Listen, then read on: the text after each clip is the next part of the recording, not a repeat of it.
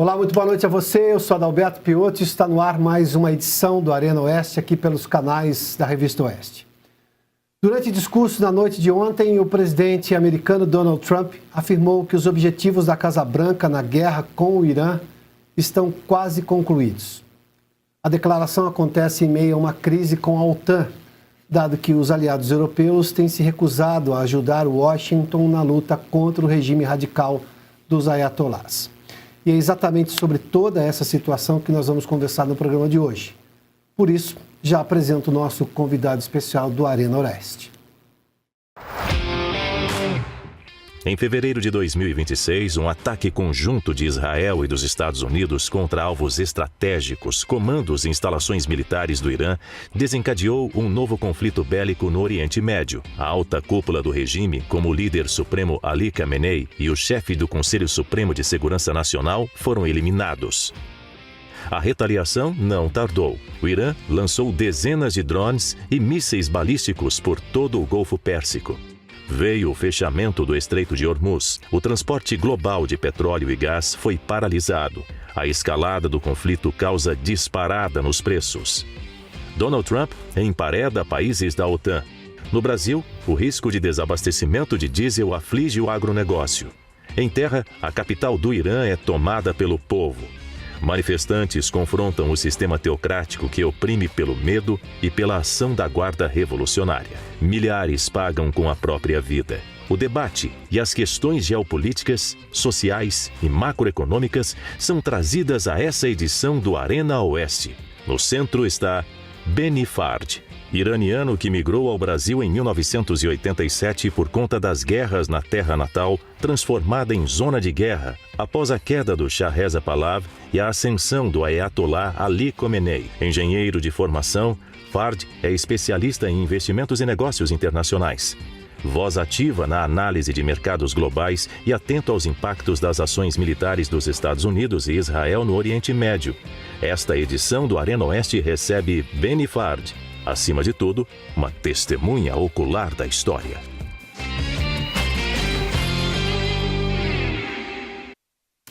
Benny Fard, antes de tudo, muito obrigado por aceitar nosso convite. Boa noite a você. Boa noite, Piotto, a todos que estão aqui compondo a mesa. Deixa eu apresentar, então, os nossos convidados de hoje para essa conversa com Benny Fard, sócio da B8 Partners, especialista em investimentos e negócios internacionais. Estão comigo Carlo Cauti, comentarista do Oeste Sem Filtro, Chantal Hayes, correspondente do jornal francês Libération, no Brasil, Jairo Roizen, jornalista da Federação Israelita de São Paulo, e Jason Vieira, economista.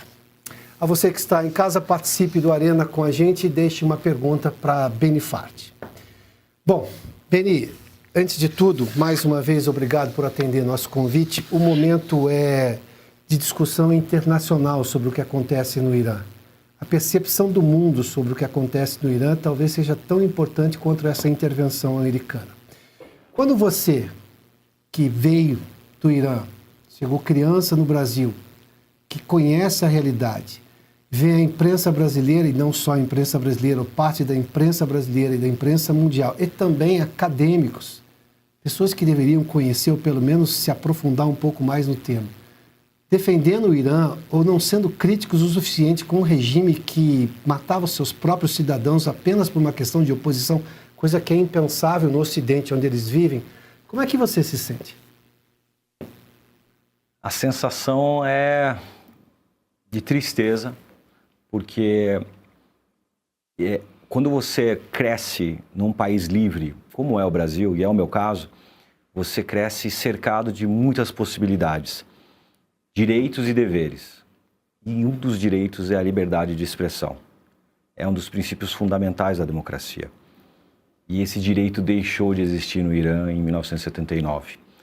Liberdade de se manifestar, liberdade de se opor ao regime e também de agir livremente, de certa forma. As pessoas que se manifestam a favor do regime teocrático dos ayatolás, desse regime sanguinário, que há 47 anos oprime o povo iraniano, um povo rico em cultura, um povo espetacular. Eu sou suspeito porque eu sou do povo persa, mas de uma história milenar, de uma história de amizade com os povos da circunvizinhança. Quando você vê isso acontecendo e o mundo, de certa forma, deixando isso passar, mas especialmente pessoas esclarecidas do Ocidente apoiando a teocracia ditatorial dos ayatolás, é muito triste. Porque, de longe, Piotr, parece tudo muito ok. Mas quem vive a realidade dessa teocracia e da mão de ferro da Guarda Revolucionária, essa milícia teocrática, sofre as consequências mais duras que você possa imaginar. Então, o sentimento é de tristeza. Bem, eu vou rodar aqui a nossa mesa de entrevistadores e depois a gente vai continuar com esse debate de forma mais livre, ou seja, com as pessoas podendo, digamos, intercalar perguntas, tá? Cauti, eu começo com você, por favor. Obrigado, Piotr. Bem, boa noite. Obrigado por estar conosco. Beni, estamos entrando no segundo mês de guerra, né? A guerra começou há mais de um mês. Temos uma liderança iraniana que foi eliminada pelos ataques americanos e israelenses. Ao mesmo tempo, temos uma resistência por parte do Guarda Revolucionária, também das Forças Armadas. Essa guerra está custando $1 bilhão por dia. Já custou milhares de vítimas no Irã, algumas dezenas também de americanos. Temos o Estreito de Hormuz fechado, o caos global. Mas também ainda não entendemos para onde está indo tudo isso. Então, do ponto de vista de um iraniano, esta guerra valeu a pena? Faz algum sentido ou não? Eu diria que é um momento histórico para a humanidade. Depois de tanto tempo que a gente viveu uma lástima, que foi a Segunda Guerra Mundial, onde um presidente norte-americano está tendo a coragem de tomar uma decisão, de mexer num terreno lodoso que é a teocracia dos ayatolás e de desencorajar esse regime, não só de apoiar organizações terroristas em todo o mundo, proxies terroristas como o Hezbollah, como o Hamas, como os Houthis, apoiar a Rússia na intervenção ucraniana, na invasão ucraniana, com apoio militar de drones, a dissuasão desse movimento dos ayatolás e do regime é muito importante, especialmente pela declaração nítida, clara, em voz alta, há 47 anos, da vontade dos ayatolás de destruir uma nação amiga até literalmente antes da teocracia, que é Israel, e também desejar morte aos Estados Unidos. Então, um país, uma nação cujas lideranças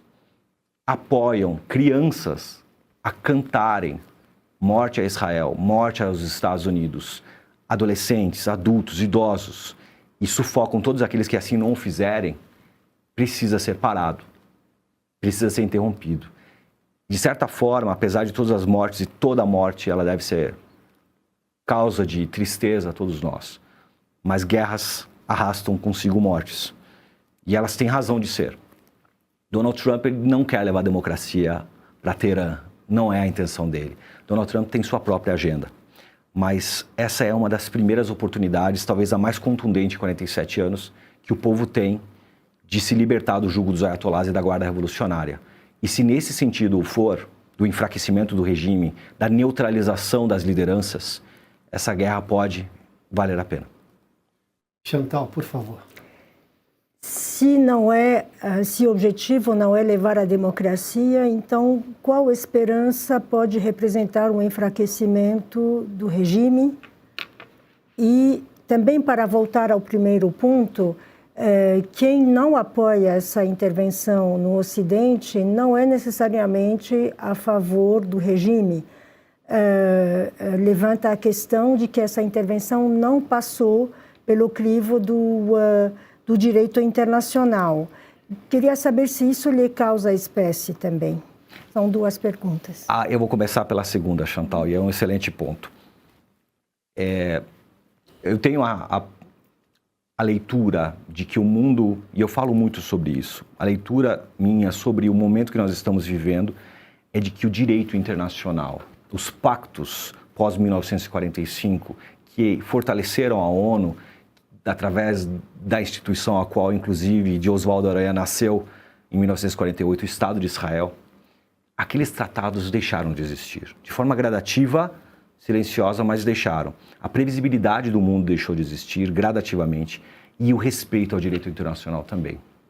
E é importante a gente ter essa leitura porque o movimento que acontece da Rússia intervir militarmente na Ucrânia traz uma clara ação em desrespeito à ONU e também a todas as alianças multilaterais que vinham sendo construídas desde 1991 com a queda da cortina de ferro da União Soviética. Então, de certa forma, o que nós estamos presenciando é a morte ou a cessão de um modelo que nós conhecíamos de globalização e de multilateralismo. Nós estamos no meio dessa transição, Chantal. Essa é a minha leitura. E isso dá licença poética a líderes de superpotências de agirem. Donald Trump é líder de uma superpotência, ele está agindo em benefício do povo americano e do interesse dos seus aliados. Um deles, especialmente Israel, cuja ameaça da sua existência é evidente desde 1979.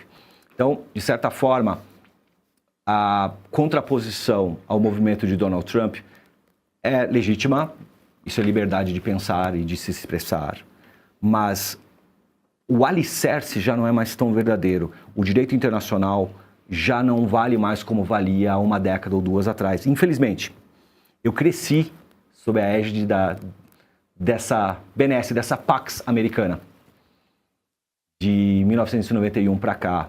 E todos nós passamos por isso. Sim.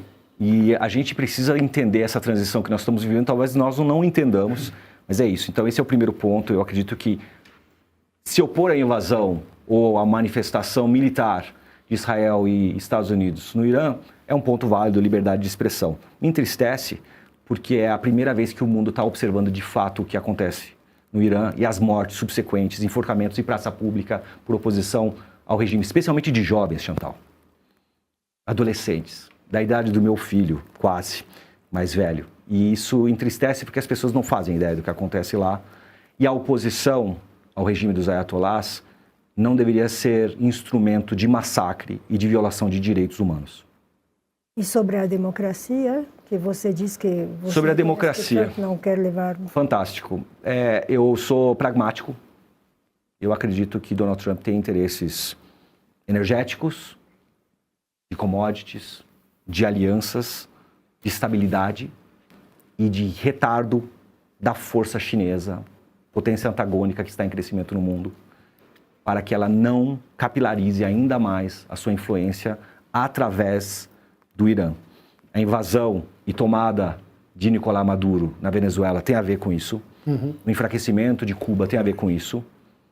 E a gente está vendo esse xadrez geopolítico sendo jogado em tempo real e nós estamos vivendo a história sendo escrita. Ele tem interesses próprios, ele é caricato, ele tem personalidade questionável em termos comuns para nós. Tem muita gente que não gosta do jeito que Donald Trump é, mas a gente não pode questionar. E ele está sendo um líder forte no momento em que o mundo precisa de líderes fortes. Assim como Benjamin Netanyahu, assim como Vladimir Putin e Xi Jinping também o são. Jairo. Beni, na sua visão, as ações militares de Israel e dos Estados Unidos, elas neutralizaram as lideranças, as capacidades militares, mas elas contribuíram ou atrapalharam para essa democracia no Irã? E sabendo que o Irã tem uma sociedade jovem, conectada, historicamente resistente, o que falta para essa transição democrática realmente se concretizar? Eu enquanto iraniano radicado no Brasil, brasileiro que sou, torço por uma democracia lá, mas eu sei que é utópico, Jairo.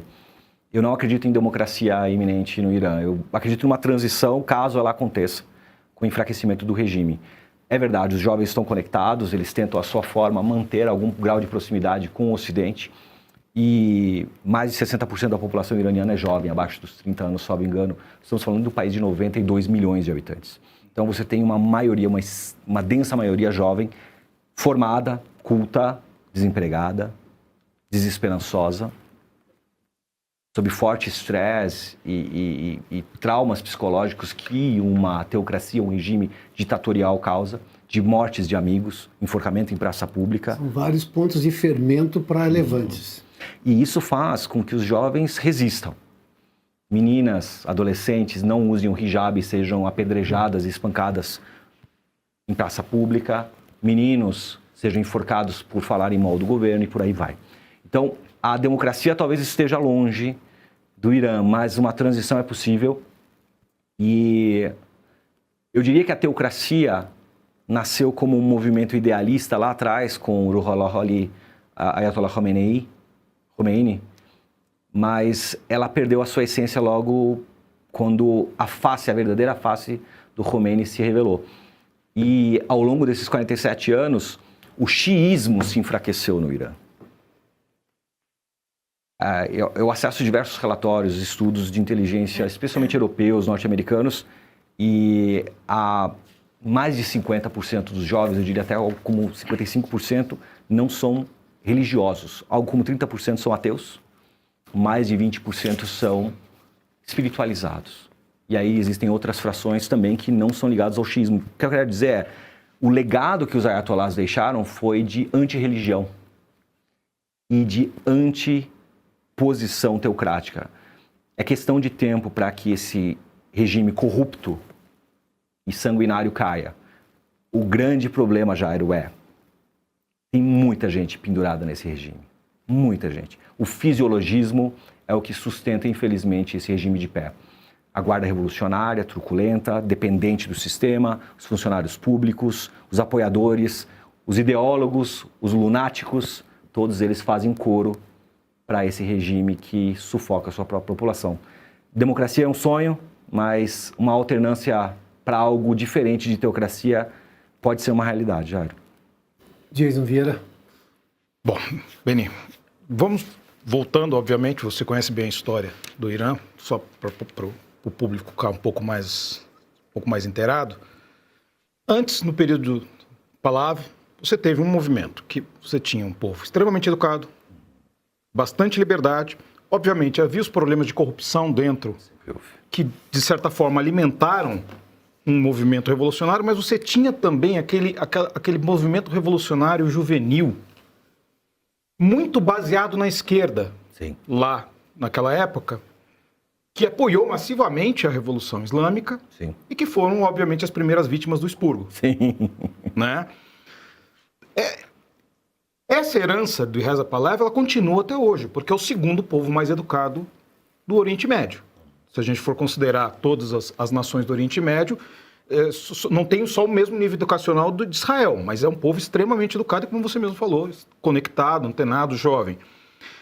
E essa população que está querendo agora essa liberdade.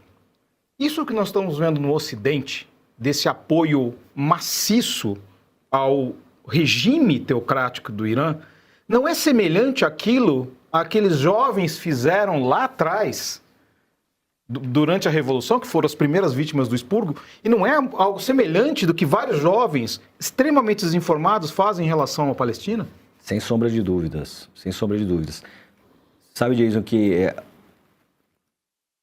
a juventude é um dos instrumentos de manipulação de massa mais assertivo que populistas se utilizam, se fazem uso.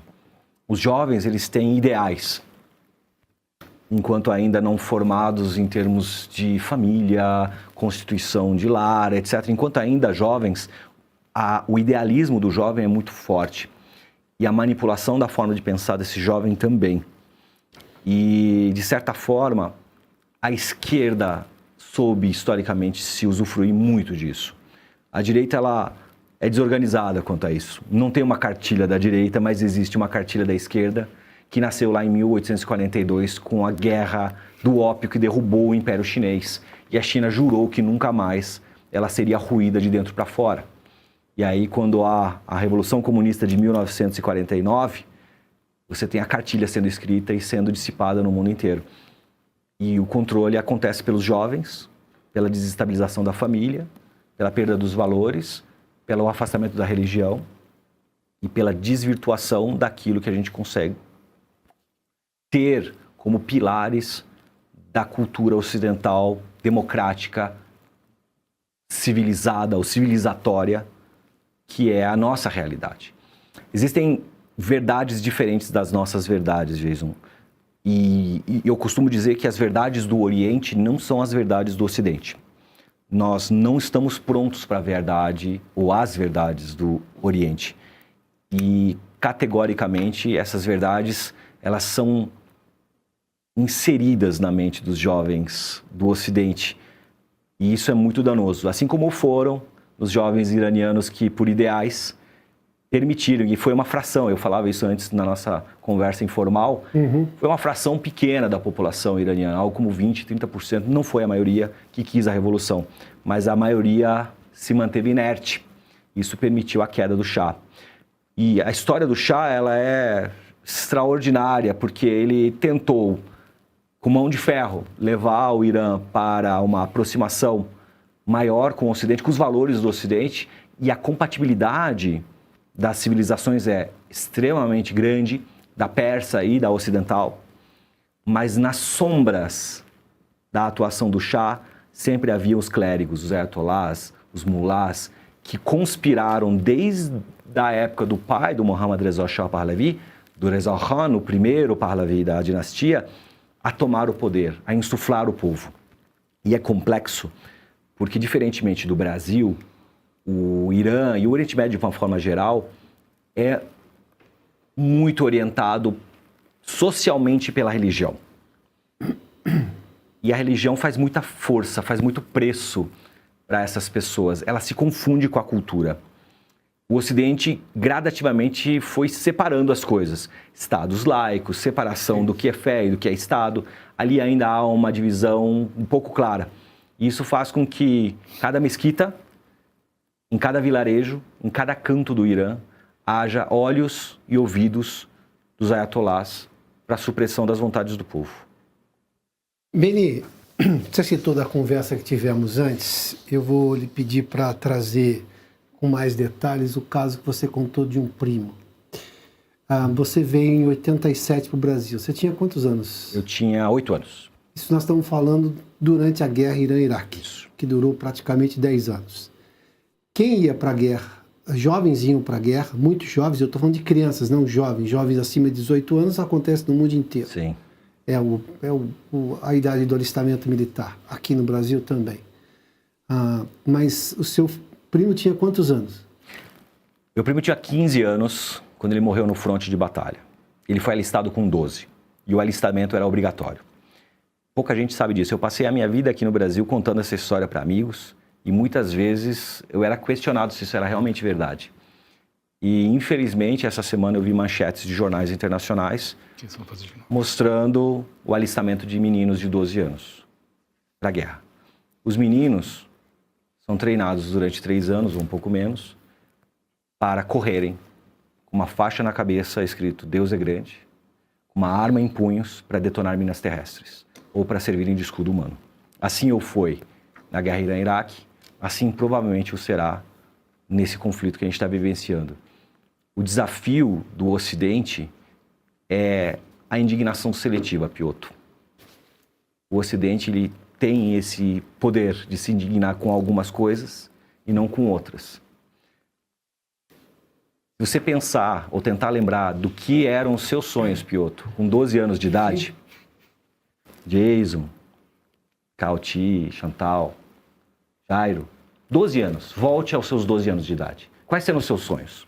O que você gostaria de ter feito lá nos 12, que foi interrompido por um movimento que não foi de controle seu? Você foi arrancado dos braços dos seus pais pela guarda revolucionária, que um belo dia chegou com um camburão na tua casa e te levou. Que sonhos deixaram-se para trás? Essa é a realidade dos ayatollahs. Essa é a realidade daquilo que parte da sociedade civil organizada do Ocidente acha ok. Infelizmente, a história está se repetindo. Beni, eu preciso só voltar nesse ponto. 12 anos, crianças vão correndo na frente para desarmar minas terrestres. Exatamente. Elas explodem junto com as minas. Sem sombra de dúvida.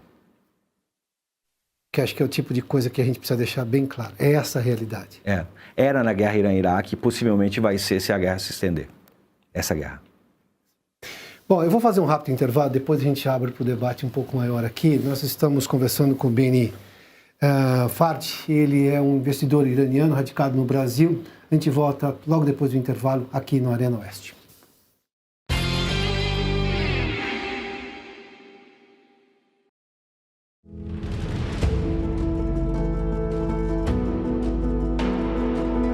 A verdade é uma só, mas diante de tantas mentiras, é preciso trabalhar duro todos os dias para que ela não se perca.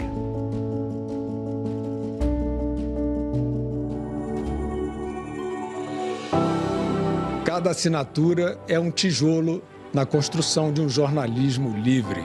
A Oeste não recebe um centavo de dinheiro público. Nossa independência é garantida por você. Nosso maior objetivo é fazer com que os fatos apareçam. Porque a verdade às vezes desmaia, mas nunca morre. Somos a voz de milhões de brasileiros. Essa independência editorial só existe quando se tem quem a sustente. E quem sustenta a Oeste é você, nosso assinante.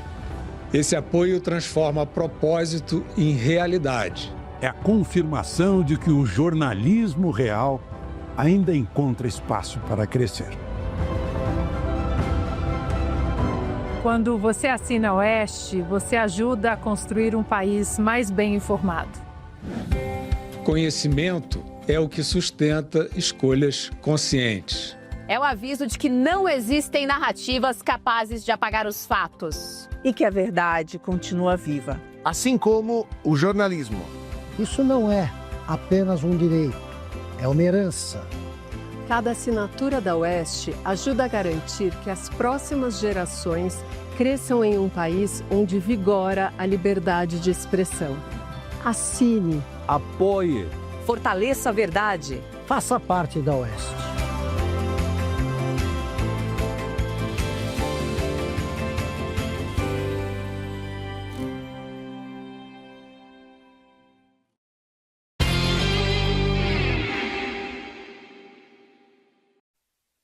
Já de volta aqui com o Beni Fard, especialista em investimentos e assuntos internacionais, nosso convidado especial no Arena Oeste.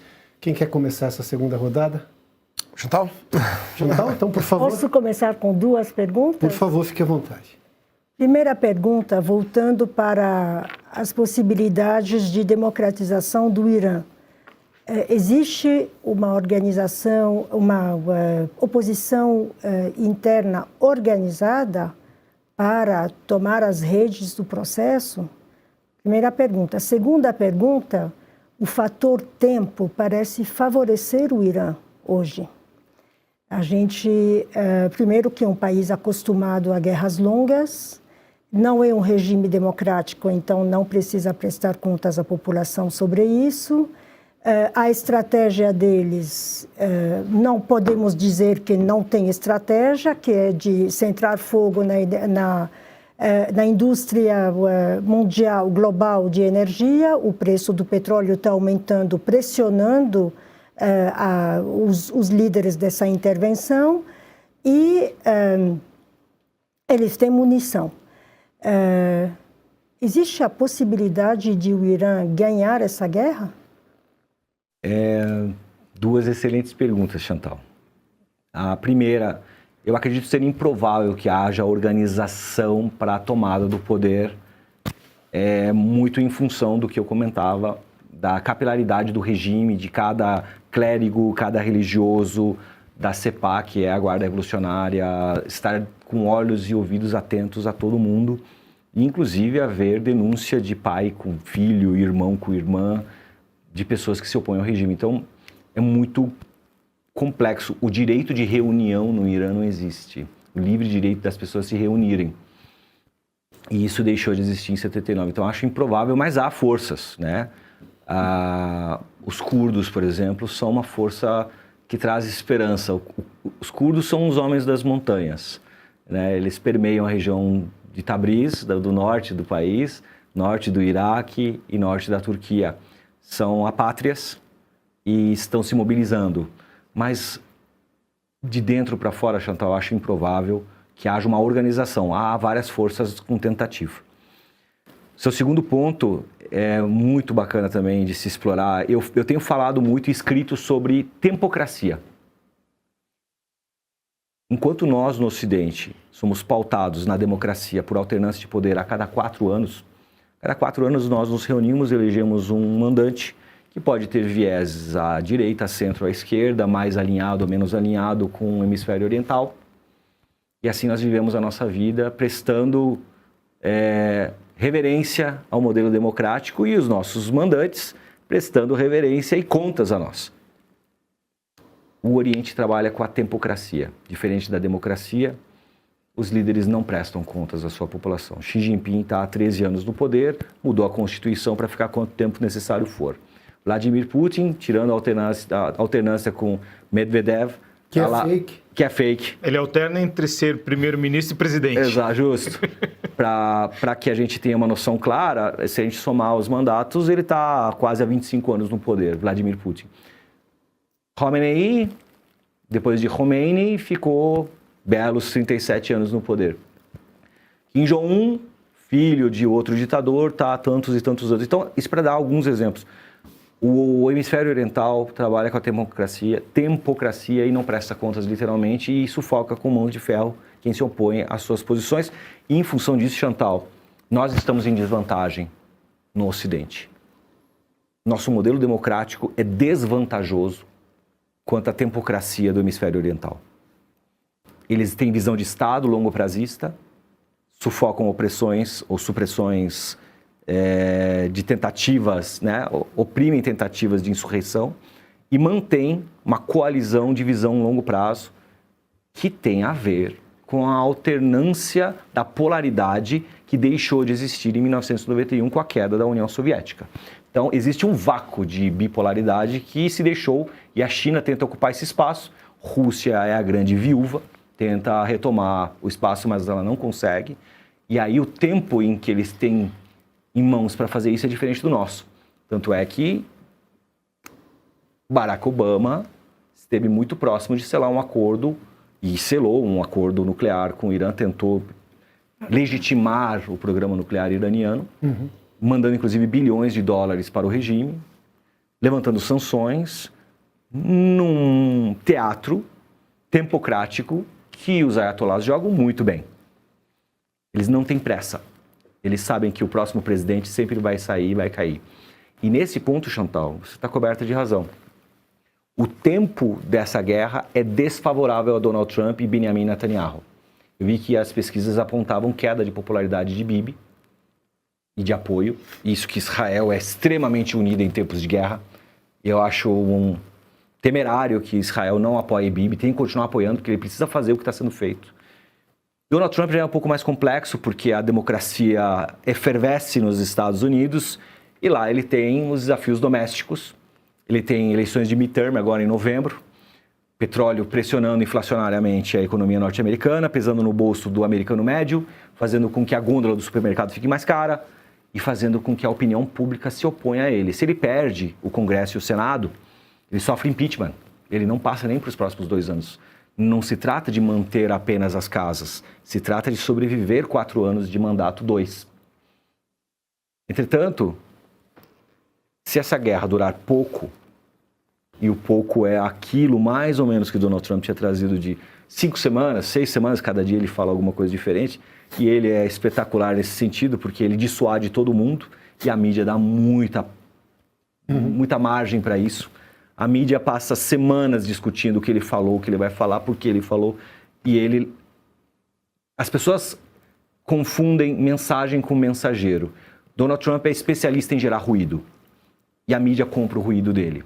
Enquanto ele faz o que precisa ser feito. Presidente corajoso. Mas, ao mesmo tempo, ele está indo por tudo ou nada. Chantal? Mas o Irã pode ganhar essa guerra? Os ayatollahs têm foco. Eles são... Eu acho que, sinceramente, eles já perderam parte dessa guerra, porque eles perderam boa parte das lideranças significativas, inclusive militares e religiosas, e eu não vejo quem quer entrar na fila para... Até onde iria essa resistência, levando-se em conta o que a Chantal mencionou e o que o Jason disse, de uma possibilidade de uma reviravolta que não me parece provável pelo que a gente tem. Qual seria, digamos, o último bastião de resistência iraniana diante dessa ofensiva de Israel e do governo americano?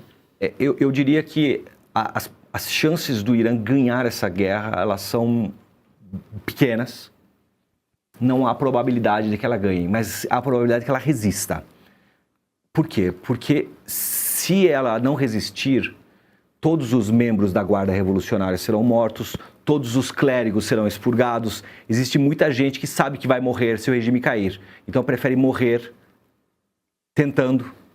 E isso é a característica do povo persa, de tentar defender o seu ponto de vista, os seus ideais. E aí mora um perigo, Chantal. Diferentemente de nós, no Ocidente, que lutamos por ideais, ou por causas, ou pela nossa pátria, os radicais da Guarda Revolucionária e muita gente no Irã morre em nome de Deus, morre por martírio. E com essas pessoas você não tem conversa. Mas quais as cartas na manga que o Irã ainda tem? Nós vimos que a estratégia passou pela desestabilização da indústria energética global. Está dando, no objetivo deles, está dando certo. Tá. O preço do petróleo aumentou, pressiona a economia mundial, e não estamos muito longe de um choque do petróleo.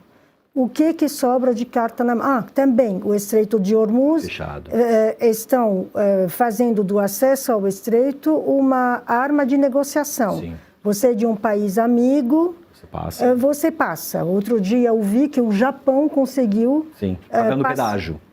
Passar porque o Irã lembrou que na guerra Irã-Iraque o Japão ficou do lado do Irã. Mas é pedágio. Mas assim... Mas, enfim, eles têm estratégia. O que tem na manga? O que sobra de carta na manga para eles? Praticamente nada. Se você fizer uma recapitulação, eu já volto aos pontos do Geiso e do Piotr. Se você fizer uma recapitulação desses mais de 30 dias de conflitos, Israel não deixou de bombardear o Irã em nenhum dia. Estados Unidos, sim, mas Israel, não. Uhum. E a Mossad está fazendo um trabalho brilhante lá. E eu diria que quem quer que sente na cadeira de Ayatollah, ou de segundo adido, ou terceiro adido, tem um belo de um X nas costas. Então eu diria que... E a Mossad não esquece, né, Jair? Uhum. A Mossad não esquece. Ela guarda nomes. E isso tende a trazer algum grau de preocupação para os Ayatollahs. Eu acredito que os dois lados tendem a manter posição. Estados Unidos e Israel de um lado, Irã do outro. Não há cartas na manga a não ser uma ameaça franca aos países circunvizinhos e uma ameaça à Europa, mas a capacidade de lançamento de mísseis balísticos deles foi alijada. Não significa que eles não têm mísseis. Eles têm drones, mas os mísseis que poderiam alcançar 4.000 quilômetros estão fora, em tese, estão fora de alcance. E isso faz com que eles tenham poucas alternativas. Enquanto isso, Israel continua bombardeando, Estados Unidos continua bombardeando, alijando a força marítima, alijando as forças de inteligência, eles revidam, mas o que acontece não há sucessores claros, porque a capilaridade da estrutura dos Ayatollahs, assim como acontecia na Segunda Guerra com Hitler, a gente dizia há pouco, Hitler também não tinha uma linha sucessória clara. Assim não é na teocracia. Você neutraliza uma liderança, você não sabe quem é o próximo. Apesar do filho do Ali Khamenei, o Mojtaba Khamenei, ter sido eleito o novo líder, não se sabe nem se ele está vivo. Então, existe isso. E é muito por isso, pelos povos se conhecerem, Chantal, que israelenses e persas há muito tempo se conhecem, eu não acredito que eles vão sair desse conflito de forma a perder tudo. Eu acredito que eles vão buscar alguma forma de transição. Tem muita mentira. E a verdade é a primeira vítima de toda a guerra, né? Então tem muita mentira acontecendo de todos os lados, não se sabe se tem pedido de cessar fogo ou não, etc. Mas o que eu percebo é que eles não têm mais muitas cartas. E Donald Trump sangrando, que está com a sua popularidade, seu apoio nos Estados Unidos, os preços mais altos, o mundo sangrando, ele também usa isso, só para complementar, gente, Donald Trump usa isso como artifício também para colocar às claras o papel dos seus aliados históricos. Aqui, gente, é importante lembrar... Mas isso com a Europa. Exatamente. OTAN, especialmente a Europa. Se nós somarmos os investimentos de Estados Unidos, Grã-Bretanha, né, Japão e Alemanha na ONU desde 1945, e a valores atualizados, isso alcança $1 trilhão. Vocês sabem quanto a China contribuiu com a ONU nesse período todo? 50 bilhões de dólares.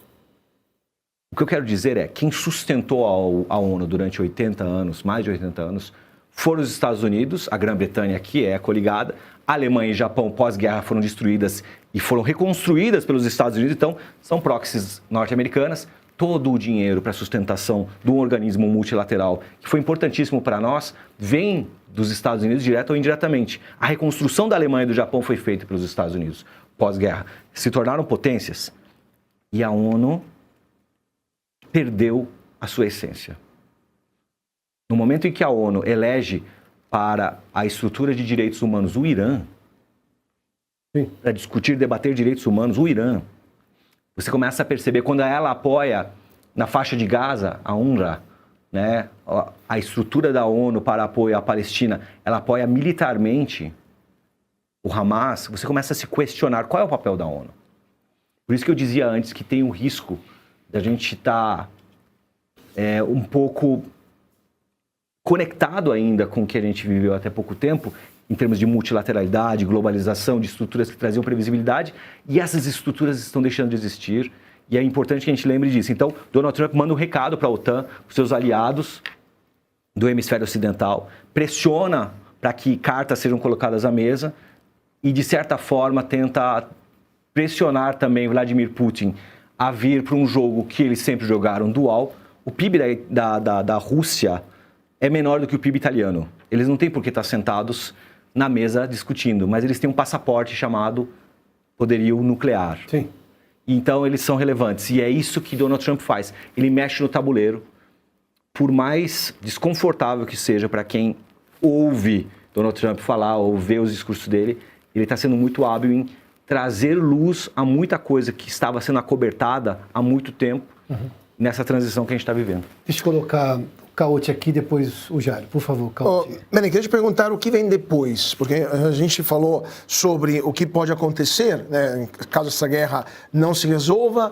Existe um risco de golpe de Estado por parte dos Pasdarãs para não deixar o poder, um regime militar instaurado no Irã, se a teocracia for eliminada, agora a gente viu com o Khamenei, o filho dele. Por outro lado, existe o risco de separatismo no Irã. Você citou o caso dos curdos, mas tem outras minorias, tem os belutis, tem os louros, tem os árabes, tem um monte de minorias, os persas são 40% mais ou menos. Sim. Então existe o risco de uma fragmentação do Irã caso entre um colapso interno ou uma convulsão interna? Eu tenho refletido sobre isso. E quando a gente resgata o território persa que foi sendo lapidado com o andar dos séculos, a gente percebe esse enfraquecimento muito em função da falta da capacidade das dinastias, dos chás, de manterem coalizão. É importante lembrar que a Pérsia foi um dos maiores impérios do mundo e ela congregava diversas etnias de diferentes culturas, nacionalidades, e elas foram sendo perdidas gradativamente, inclusive para a União Soviética. A União Soviética teve um papel preponderante no século passado na intervenção iraniana, persa, em duas oportunidades claras. A primeira delas foi com a deposição de Reza Khan, junto com a Grã-Bretanha, porque o pai do Mohammad Reza Shah Pahlavi não se posicionava quanto a Adolf Hitler, a Alemanha nazista. E era temerário para a Grã-Bretanha e União Soviética que Hitler usasse o Irã como proxy. Então ele foi deposto e seu filho, Mohammad Reza Shah Pahlavi, foi ascendido ao trono com 21 anos de idade. Foi uma das primeiras intervenções soviéticas no Irã. A segunda, clara, nítida, deposição do Shah Mohammad Reza Shah Pahlavi e a ascensão do Ayatollah Khomeini com alinhamento ideológico com a União Soviética. Então, esse interesse, ele existe, mas ele pode sim fragmentar o país. E isso seria uma perda enorme para a nação, porque o que restou de Pérsia é o que está dentro da fortaleza natural das montanhas ao redor da nação iraniana, que é uma fortaleza natural, histórica, que preserva, inclusive militarmente, o regime ali posto. E essa fragmentação, ela é possível, mas ela pode ser muito triste para a nação iraniana. Jairo, por favor. Beni, o consulado de Israel em São Paulo publicou um vídeo nos últimos dias conectando o preço da gasolina aqui no Brasil com o Estreito de Hormuz e chamando o que Teherã faz de terrorismo econômico. Ao mesmo tempo, a gente vê, né, não só o preço da gasolina, mas o frete, vários serviços aumentando o valor, ataques na Amazon, no Bahrein, ameaças à Meta, enfim. E o presidente Lula dá declarações dizendo que essa é uma guerra desnecessária. Existe algum mecanismo, alguma forma de brecar isso e brecar essas declarações? Ou simplesmente o mundo aceita, paga a conta e segue em frente?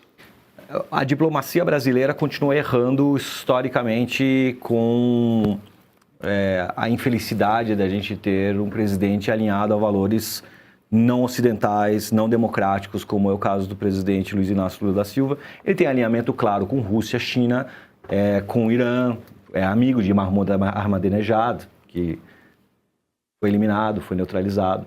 E, de certa forma, o que a gente presencia é uma posição. Nós estamos numa democracia, ele foi eleito. Luiz Inácio Lula da Silva foi eleito e a gente tem que respeitar o voto. Assim o é na democracia.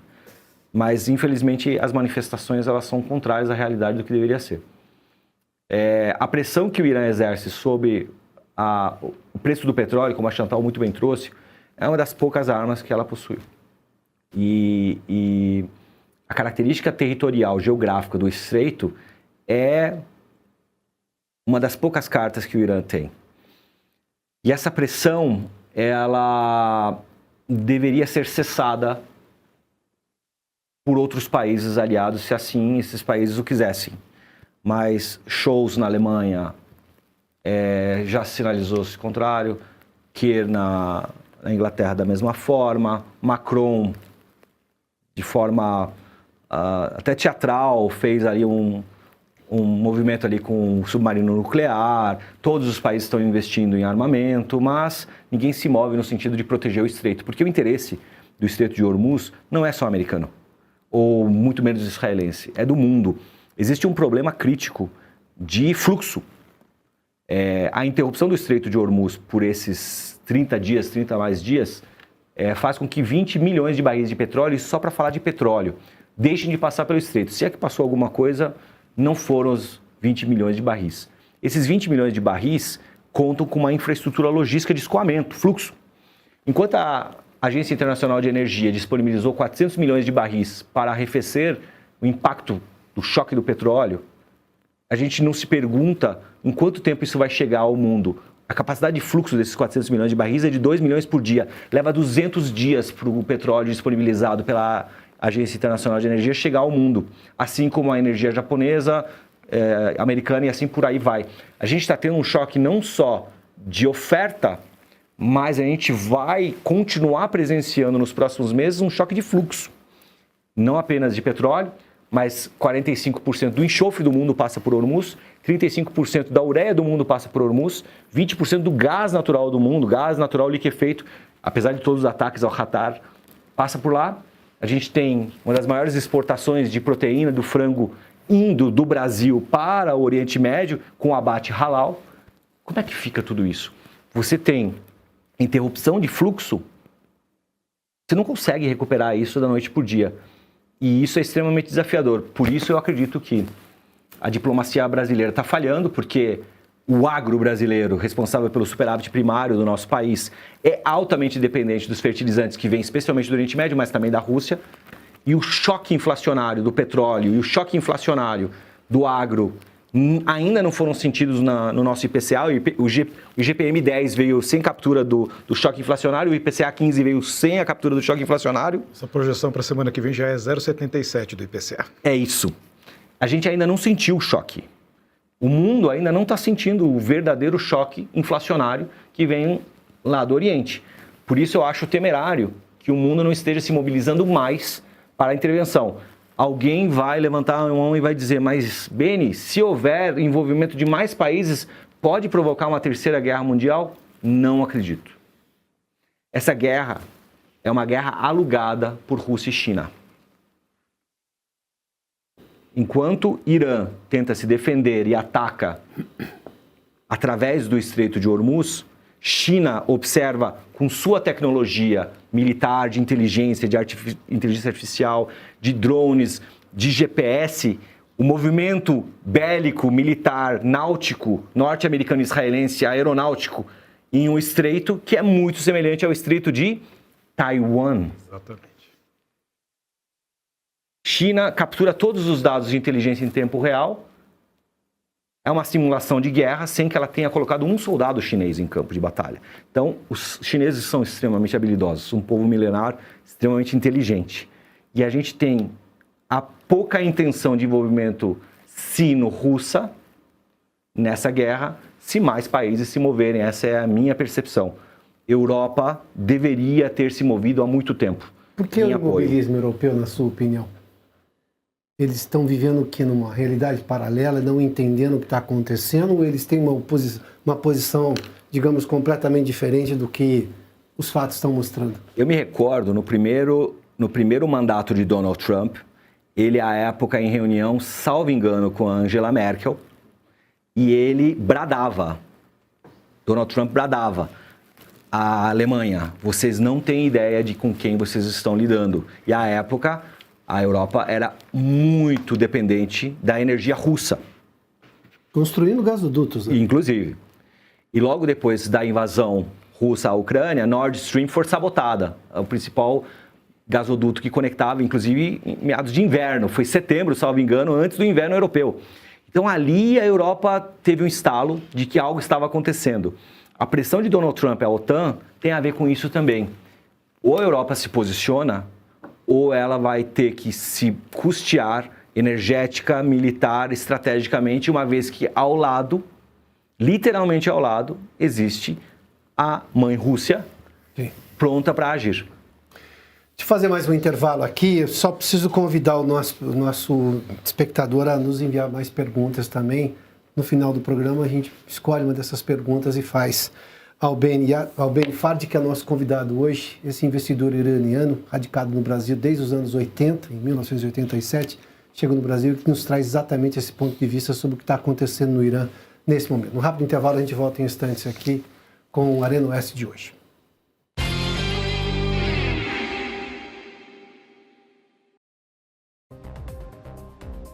O Sobral Pinto dizia corretamente que o advogado é o primeiro juiz da causa. Como é que a dona Viviane topou, tendo um marido no Supremo, advogar em favor de um vigarista, salafrário, um golpista, que conseguiu protagonizar o maior escândalo financeiro da história? Ela nem desconfiava, devia assinar a Oeste. A Oeste preveniu faz tempo. Os assinantes da Oeste sabem o que aconteceu. Como é que o Moraes, que lutou pela democracia no Brasil, pela preservação da democracia, não aconselhou a mulher a não ficar em companhia desse sujeito?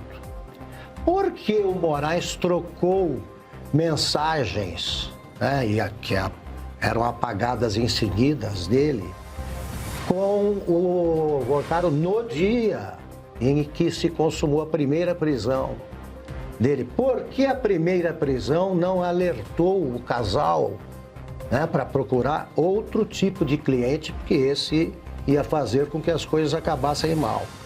E eles estão devendo explicações que podem ser dadas com a velha e boa entrevista coletiva. Topem pelo menos isso. Caso contrário, vai ficar a impressão de que eles, a certeza de que eles se associaram a um bandido para ganhar 129 milhões. Apoie o jornalismo independente e receba artigos e notícias exclusivas. Assine a revista Oeste.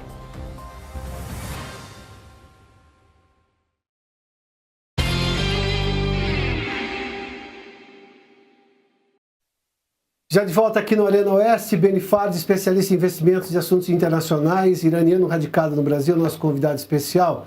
Jason, começa com você essa rodada. Bom, nós, dois especialistas em investimentos, estamos aqui falando de geopolítica, isso que é muito interessante.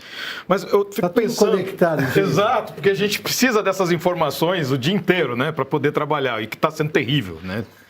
Tá sendo terrível.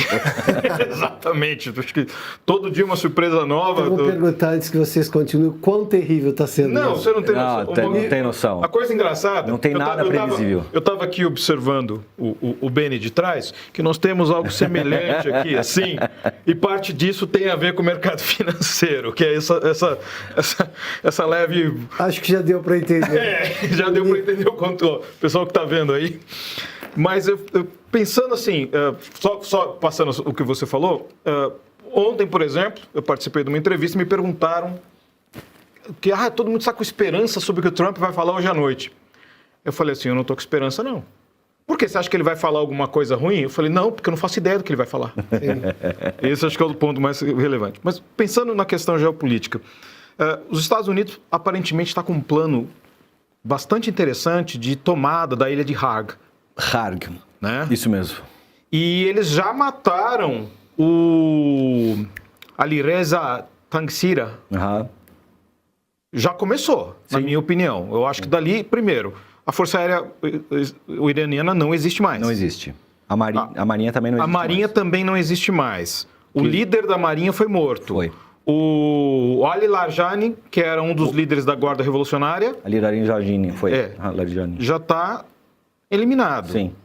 Será que realmente não está, apesar do Trump, aquele negócio, o Trump cansa, mas será que ele não está realmente chegando nos objetivos? Ele está focado, Jason. Ele sabe o que ele está fazendo e eu vou me permitir aqui discordar de uma parte significativa da mídia que bate no Donald Trump de manhã, de tarde e de noite, dizendo que ele não sabe o que está fazendo, dizendo que ele está sendo mal assessorado.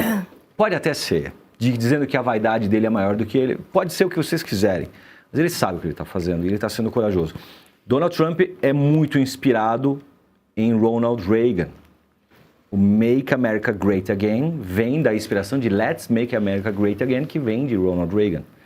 E Ronald Reagan foi um líder importante, apesar dele ter apoiado Saddam Hussein numa guerra contra o meu país. Eu tenho que... do outro lado estava a União Soviética, né? Eu tenho que uma Guerra Fria rolando deslocada. Guerra alugada. Sim. Eu tenho que dizer que Reagan foi um líder forte no momento em que o mundo precisava de líderes fortes, assim como foi Margaret Thatcher, assim como foi Winston Churchill, assim como foi Roosevelt. Nós precisávamos de líderes fortes. Assim, infelizmente, como foi Stalin. A sua maneira, a sua forma, se não fosse a União Soviética, o mundo não teria vencido a guerra contra Hitler. Pouca gente lembra dessa história. Todo mundo lembra só dos Estados Unidos, mas a maior perda em vidas humanas foi russa, foi soviética. Mas voltando ao seu ponto, eu acredito que Donald Trump está... o fator russo naquele momento de perda de soldados alemães pela megalomania de Hitler tirou boa parte da força nazista, não é? Foi isso mesmo. A Rússia, agindo e não agindo, ela ajudou na guerra. Foi. A Frente Oriental. A Frente Oriental, e Hitler cometeu o mesmo erro que Napoleão. Sim. E é clássico. História mal estudada. E Donald Trump, na minha visão, sabe o que está fazendo. Porque ele não está... A gente tem uma leitura, às vezes, superficial do que Trump faz, mas a gente tem que dar alguns passos atrás e entender o contexto maior. Ele não está levando democracia para a Venezuela ou Irã, ele não está... Digam o que quiserem. Ele está reposicionando os polos. Ele sabe que se nada for feito pela presidência da República dos Estados Unidos da América em termos de frenar o avanço chinês em poucos anos, e é o sonho chinês de em 2049, 100 anos da Revolução Chinesa, ultrapassar os Estados Unidos enquanto maior economia e maior poder bélico. Tanto é que já se discute petro-yuans ao invés de petrodólares. O Irã, na passagem dos navios pelo Estreito de Hormuz, exige pagamentos em yuans, de pedágio. Eu quero falar sobre Bitcoin depois, que tem a ver com guarda revolucionária, que é um capítulo triste também para a gente falar. Mas Trump sabe o que faz, tem razões para fazê-lo, é corajoso em fazê-lo, porque existe um contexto maior. Nós, civilização ocidental, estamos tendo um líder forte que, à sua maneira, defendendo o seu próprio povo, como efeito colateral, dominando as Américas. E aí as pessoas que são anti-imperialistas vão dizer, mas Beni, e a soberania do Brasil, e a soberania de fulano e beltrano? Nós temos superpotências. Estados Unidos é uma delas e nós conhecemos ela. Nós não conhecemos China e Rússia, que também são superpotências. E a gente há de convir que alguma superpotência irá nos controlar. Ponto. Não se trata de querer ou não querer. Haverá controle.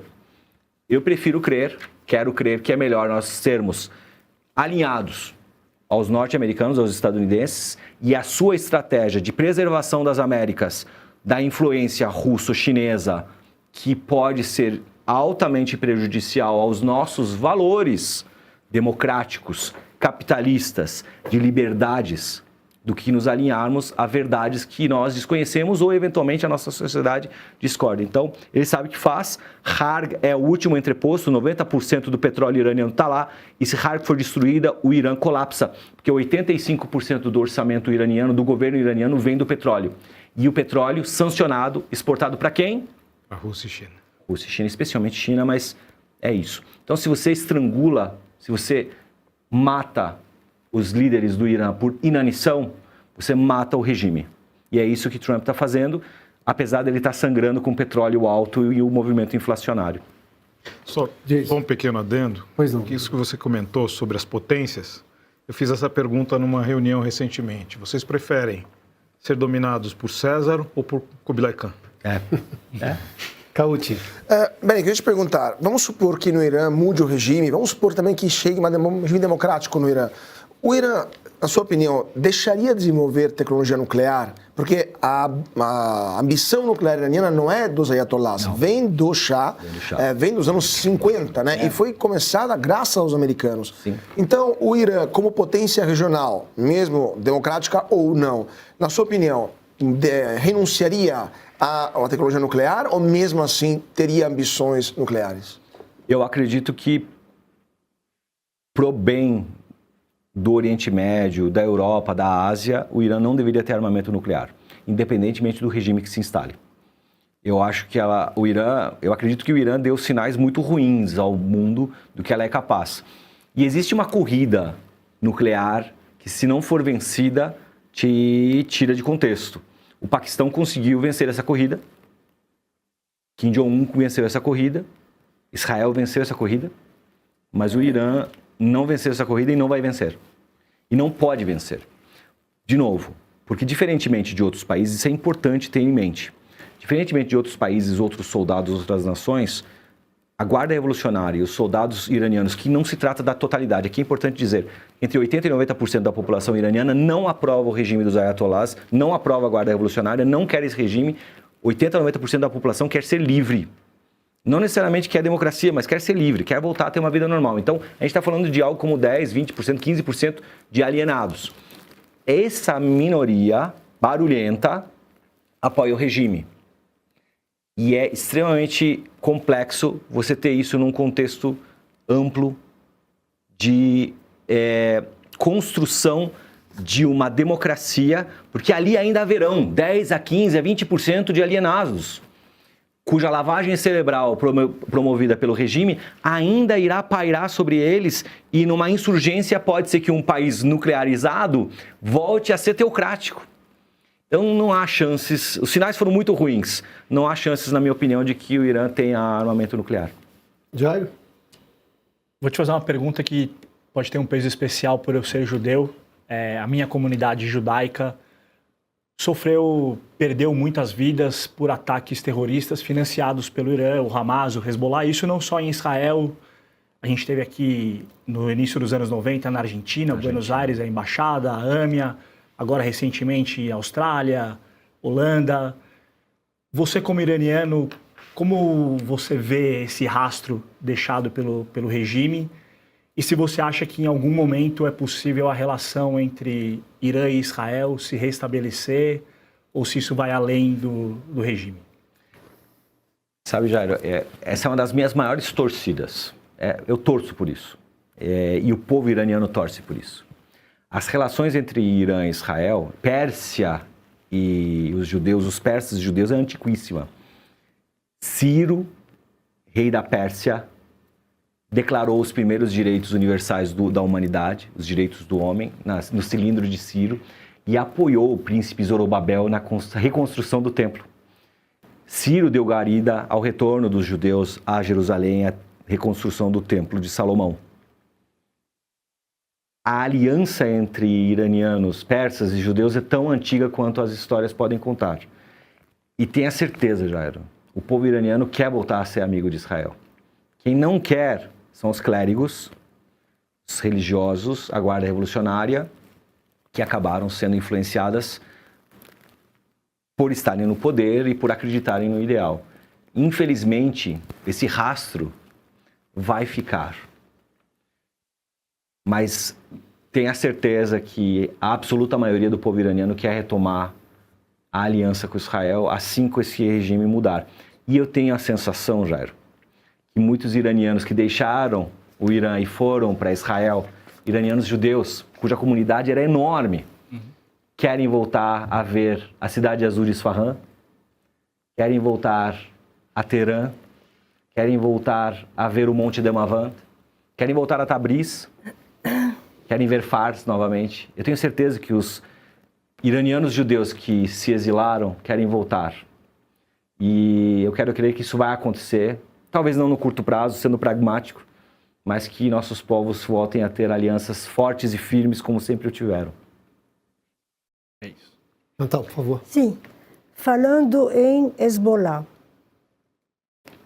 até a eliminação de Hassan Nasrallah, o ex-líder do Hezbollah, por Israel, em setembro de 2024, o Hezbollah tinha uma certa autonomia em relação ao Irã, sendo que, só para o público saber, é uma milícia que domina o Líbano e que foi criada pela Guarda Revolucionária Iraniana.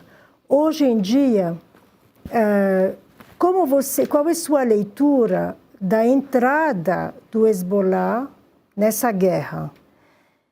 Entrada essa que se realizou pela seguinte maneira: mandaram 6 foguetes em território israelense, que não tiveram nenhum impacto na guerra, né? E disseram que isso era para vingar a morte de Ali Khamenei. Como hoje o Hezbollah está mais do que nunca sob o domínio dos da Guarda Revolucionária, qual é sua leitura? Por que o regime iraniano quis que o Hezbollah abra esse fronte da guerra no Líbano? Chantal, em primeiro lugar, o meu coração se entristece de forma genuína com o que está acontecendo no Líbano, assim como o que está acontecendo no Irã. Eu lembro da minha infância, de quando nós, na escola em que eu frequentava, nós recebíamos treinamento de ataque aéreo. Eu, menino, me lembro disso até hoje. Isso ficou na minha memória. E eu sei que as crianças em Israel, em Beirute, no Líbano, na região, são treinadas para esse tipo de adversidade. Então, meu coração se entristece com o que está acontecendo com sua terra natal, assim como com a minha terra natal. O Hezbollah é um braço dos ayatolás no Líbano para fazer pressão sobre Israel. Assim como o Hamas o foi, e ainda continua sendo de forma alijada, através de Gaza. Eu diria que é uma das últimas tentativas, Chantal, dos ayatolás de tentarem mostrar algum tipo de força que eles não têm mais. E é manifesto que Israel possui superioridade militar, tecnológica, de inteligência sobre os países da circunvizinhança. Isso é fato. E tentar agredir Israel através do Hezbollah eu diria, é uma das últimas tentativas do que eles estão tentando fazer ou tentando trazer ao mundo de algum poder de articulação. Os Houthis fizeram a mesma coisa agora com a tentativa do fechamento do Estreito Sul, mas são tentativas, de novo, muito mais no sentido retórico, que você muito bem disse, eles não têm capacidade. E Israel, infelizmente, vai não só suprimir essa tentativa do Hezbollah, expandindo a área de influência do exército israelense, mas também pressionando ainda mais uma população libanesa que há tantas décadas sofre. Minha opinião, é mais do que passada a hora de que o mundo perceba a capacidade de articulação dos ayatolás através de suas proxies e que o mundo haja no sentido de dissuadir o Irã a fazer isso. Essas guerras alugadas dos ayatolás só causam destruição e morte e, infelizmente, elas precisam ser cessadas. Beni, como é que você enxerga... Quer perguntar, Caúcho? Não, por favor. Rapidamente. Como é que você enxerga esse movimento islâmico radical na Europa, nos Estados Unidos? O crescimento disso é exponencial. Toda vez que eu vejo um vídeo que me chama a atenção, eu recorro a colegas que moram na Europa, eles dizem, não, é pior do que isso. Nunca nenhum deles me disse, não, isso é um exagero. Inteligência artificial, não. Aí eles me contam casos ainda mais graves. E, sobretudo, com reclamações, eu estou falando de europeus, que vêm com muita frequência ao Brasil para fazer cobertura jornalística, que são todos jornalistas, eles me dizem assim, não, e há um recuo das autoridades, que parece também agora há uma, digamos, uma insurgência popular de europeus, dizendo, espera um pouquinho, há um limite para tudo. Como é que você está vendo esse movimento? Em primeiro plano, é importante trazer algo super fundamental assim, a todos que nos acompanham. As religiões não têm nada a ver com o que está acontecendo. Nem o islamismo, nem o cristianismo, nem o judaísmo, nenhuma das crenças que moveram a humanidade até aqui tem qualquer tipo de vínculo com qualquer insanidade praticada pelo ser humano. Dito isso, eu diria que é uma pequena minoria, uma fração ínfima de uma população enorme de muçulmanos. São mais de 2 bilhões de muçulmanos no mundo, então qualquer fração pequena... É muita gente. É muita gente. A absoluta maioria do mundo islâmico não quer conflito, não quer guerra, não quer atentado, não quer islamofobia, assim como os judeus assim não querem, assim como os cristãos assim não querem. Mas quando você cresce em proporcionalidade, qualquer fração passa a ser uma fração estigmatizante. E é isso que acontece com o islamismo. Infelizmente, uma fração muito pequena age em desfavor da absoluta maioria. E esse movimento de islamização da Europa, ele é franco, porque é um caminho natural. É mais fácil chegar à Europa do que, por exemplo, vir ao Brasil. Mas assim, a comunidade Brasil também é grande, nos Estados Unidos também, mas o que eu posso assegurar é que a absoluta maioria dos muçulmanos não quer nada com essas pequenas frações que cometem delitos e crimes contra a humanidade. O problema é que eles existem, vão continuar existindo e por menor percentualmente que eles sejam, ainda vão representar um número muito grande de pessoas. E infelizmente, não há outra forma a não ser criar regramentos, criar formas de controle e de convívio pacífico, porque a gente vive em democracias. E as democracias, elas têm essa característica. Nós herdamos dos nossos pais algumas coisas. Nós herdamos a religião, que a gente pode substituir durante a nossa vida. Nós herdamos um pacto social que os nossos pais fazem, democrático ou não democrático, que a gente pode decidir sair daquele pacto, a não ser que a gente more na Coreia do Norte, aí não dá para sair. Não. E esses pactos que nós herdamos dos nossos pais, eles são muito fortes, muito robustos, e nós temos o dever de compreender que pactos são esses e se a gente vai honrar esses pactos ou não. E os europeus, de certa forma, deixaram de honrar os pactos de seus pais, de seus avós, a herança dessa característica europeia de preservação de cultura. E existe um reflexo, só para concluir minha linha de raciocínio, e a gente falava disso antes, né, Chantal? A palavra colonização é muito forte, mas da intervenção de países europeus no norte da África, no Oriente Médio. Então você tem o domínio francês no norte da África, o domínio francês de parte do Líbano, da Síria, a intervenção inglesa, a intervenção de tantos países em regiões que trazem como consequência hoje muçulmanos que falam francês e que clamam pelo direito de serem franceses. Então há um reverso daquele movimento que houve há séculos ou há décadas e faz com que europeus recebam cidadãos que se declaram assim como também europeus, mas que trazem consigo valores herdados por seus pais, de seus pais, que conflitam com a realidade do Ocidente. Cauti. Bem, eu queria te perguntar sobre a situação econômica do Irã, porque a gente viu antes da guerra um país em frangalhos, né, uma moeda que estava se valorizando, inflação muito alta, mal-estar que depois levou aos protestos no final do ano passado, e agora com a guerra, como é que está a situação dentro do Irã? O Irã está à beira do colapso, estão resistindo, é um país que está um mês sem internet, então basicamente não sabemos nem o que está acontecendo lá dentro, o que será do Irã pós-guerra, na sua opinião, do ponto de vista econômico? Você está coberto de razão, as informações que eu recebo são super fragmentadas. As comunicações com a minha família lá estão interrompidas desde o dia 28. Eu tenho familiares que moram lá, então eu não sei do estado deles.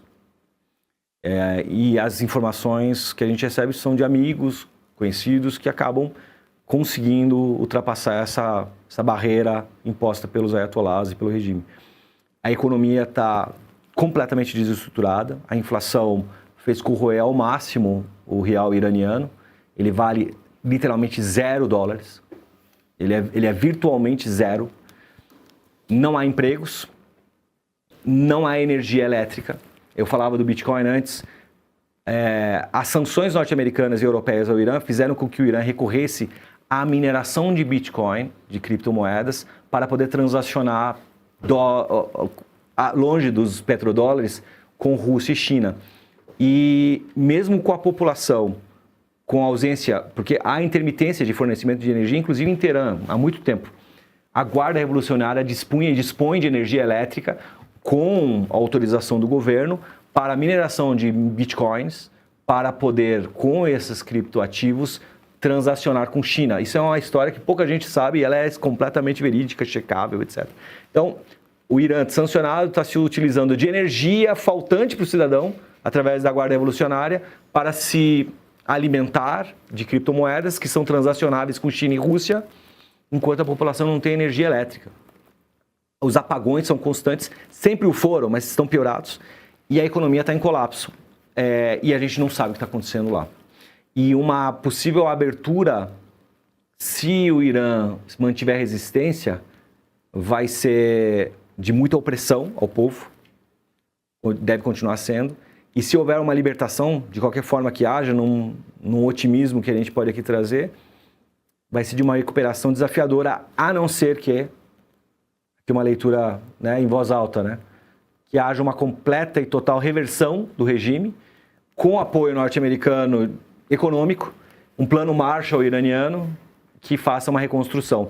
Eu acho muito pouco provável, de novo por causa da pequena minoria que ainda faz barulho. Bem, antes de eu ir para o último intervalo, essa maioria que você referiu ter sido silenciosa lá no levante dos ayatollahs durante a Revolução de 79, você acha que essa maioria, diante desse caldo de cultura, de economia em frangalhos, de perda, obviamente, do poder do regime de oprimir os seus cidadãos, do desconforto, ou seja, ninguém mais aguenta essa situação, essa maioria vai ser maioria de fato? Ela vai se juntar ou ela vai ainda sentir medo desses barulhentos armados da Guarda Revolucionária? Eu acredito que ela vai se juntar, só que ela não vai viver em paz. Como todo regime tirânico, tem sempre o medo de ter um tirano pronto para atingir sua família. Bom, gente, eu vou fazer um último intervalo aqui, depois eu tenho as perguntas da nossa audiência. Aliás, eu vou quebrar uma regra aqui, são 3 rápidas perguntas, se você me permitir, vou fazer as 3. São várias perguntas, mas 3 eu separei aqui, tá bom? A nossa produção. Vamos para um rápido intervalo, a Arena Oeste recebe o empresário Beni Fard, nesta quinta-feira nós voltamos já.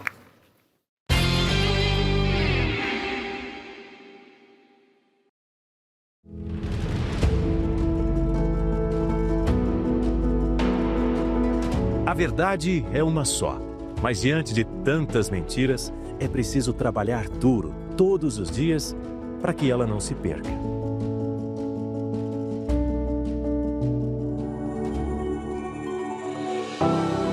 Cada assinatura é um tijolo na construção de um jornalismo livre. A Oeste não recebe um centavo de dinheiro público. Nossa independência é garantida por você. Nosso maior objetivo é fazer com que os fatos apareçam. Porque a verdade às vezes desmaia, mas nunca morre. Somos a voz de milhões de brasileiros. Essa independência editorial só existe quando se tem quem a sustente. E quem sustenta o Oeste é você, nosso assinante. Esse apoio transforma propósito em realidade. É a confirmação de que o jornalismo real ainda encontra espaço para crescer. Quando você assina Oeste, você ajuda a construir um país mais bem informado. Conhecimento é o que sustenta escolhas conscientes. É o aviso de que não existem narrativas capazes de apagar os fatos. E que a verdade continua viva. Assim como o jornalismo. Isso não é apenas um direito, é uma herança. Cada assinatura da Oeste ajuda a garantir que as próximas gerações cresçam em um país onde vigora a liberdade de expressão. Assine. Apoie. Fortaleça a verdade. Faça parte da Oeste.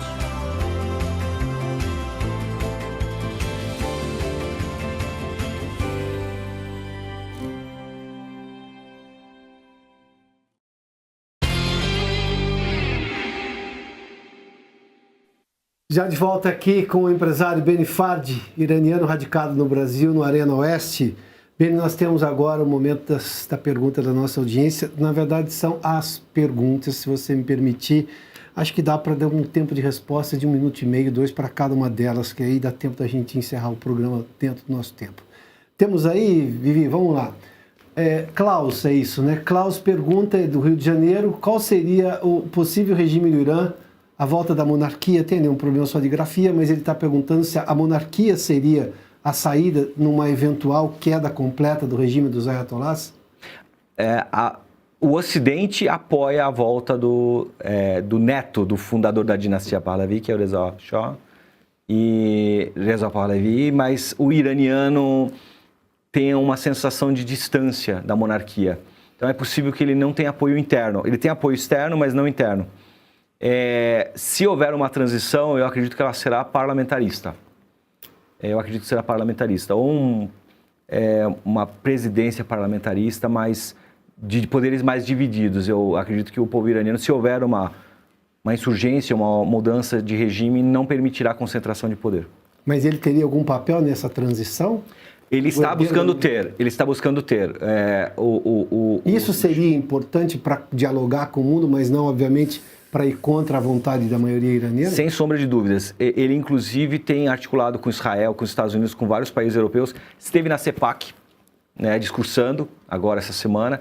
Então, ele tem um apoio franco do Ocidente e ele pode servir de instrumento de transição. E ele tem declarado isso, que ele quer servir de instrumento de transição. Ele não quer liderar o país como presidente ou primeiro-ministro, como quer que seja. Qual é o receio do iraniano? Ele já viveu o Shah, ele tem o receio que o Shah volte e continue a dinastia Pahlavi. Não que seja ruim, eu apoio a volta do Shah. Eu, naturalmente, sou monárquico em termos de Irã, mas eu sou um iraniano longe da minha terra natal, então eu tenho pouca influência sobre os 90 milhões de habitantes lá. Eu acredito que são baixas as chances dele. Nós temos uma pergunta sobre isso. Temos a segunda pergunta também? Vivian, vamos lá.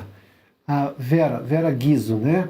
Na opinião do entrevistado, qual seria o melhor cenário que ele faria se estivesse na posição dos Estados Unidos? Acho que você respondeu em boa parte da conversa, mas ela está perguntando se você tivesse poder de decisão da Casa Branca. Eu acredito que os Estados Unidos, pela primeira vez em 47 anos, estão tendo o ímpeto necessário para agir enquanto superpotência e como efeito colateral, estão permitindo que o povo iraniano tenha chance de surgir. De novo, não é a intenção de Donald Trump levar a democracia para o Irã, isso é declarado, ele quer as reservas de petróleo, ele quer a articulação interrompida de China e Rússia no Golfo Pérsico, mas o efeito colateral disso é uma eventual liberdade, uma janela, um vácuo de oportunidade para que o povo tome o poder com uma nova liderança. E se eu tivesse na Casa Branca, eu faria o mesmo. Então, deixa eu, antes de ir para a última pergunta, o mundo não entendia ou fez que não entendia o que acontecia com os direitos humanos nesses 47 anos desde a Revolução de 1979, quando o próprio presidente brasileiro acho que já lembrou disso, né? Que ele disse é uma guerra desnecessária. Desnecessária para quem, se eu tenho um povo oprimido e sendo morto pelo próprio regime?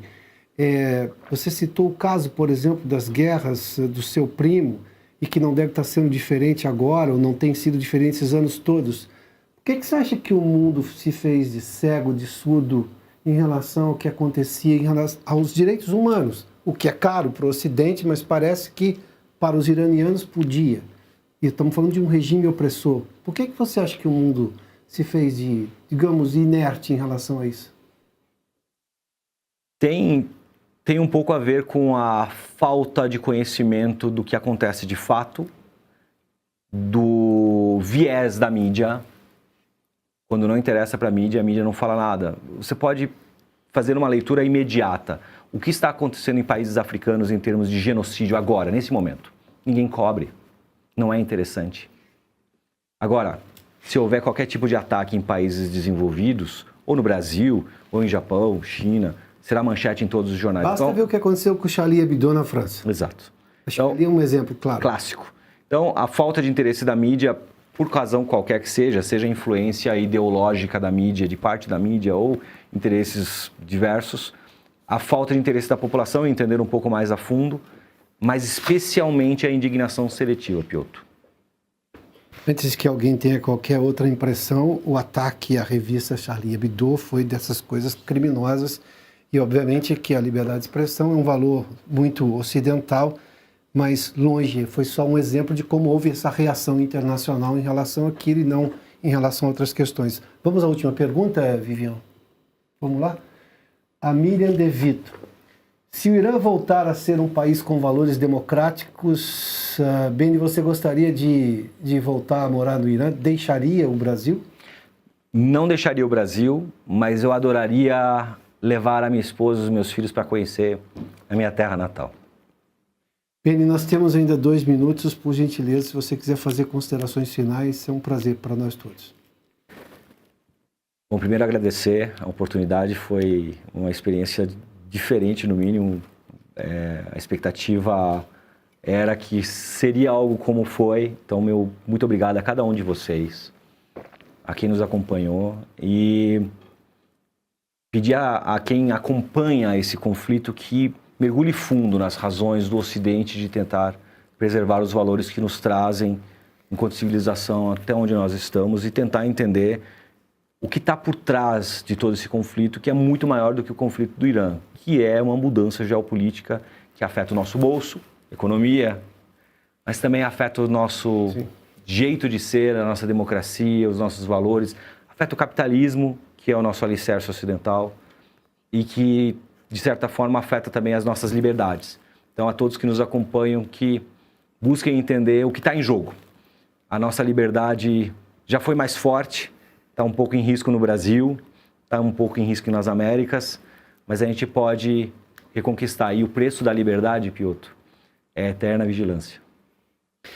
Beni Fadri, muitíssimo obrigado por nos atender aqui em Arena Oeste. Preciso agradecer também aos meus colegas jornalistas e economistas também que estiveram conosco aqui nesta entrevista. Ao Jairo, ao Chantal, obrigado mais uma vez. Jason Cauti, meu companheiro, inclusive de mesa aqui na Oeste. A todos que nos acompanharam, Beni, uma vez mais, boa noite. Obrigado pela gentileza de nos atender aqui em Oeste. E a todos vocês que nos acompanharam e de casa, muito obrigado pela sua audiência, pela gentileza da sua companhia. Não se esqueça de assinar a Revista Oeste e de enviar o programa para amigos e família. Boa noite, bom descanso e até a próxima semana.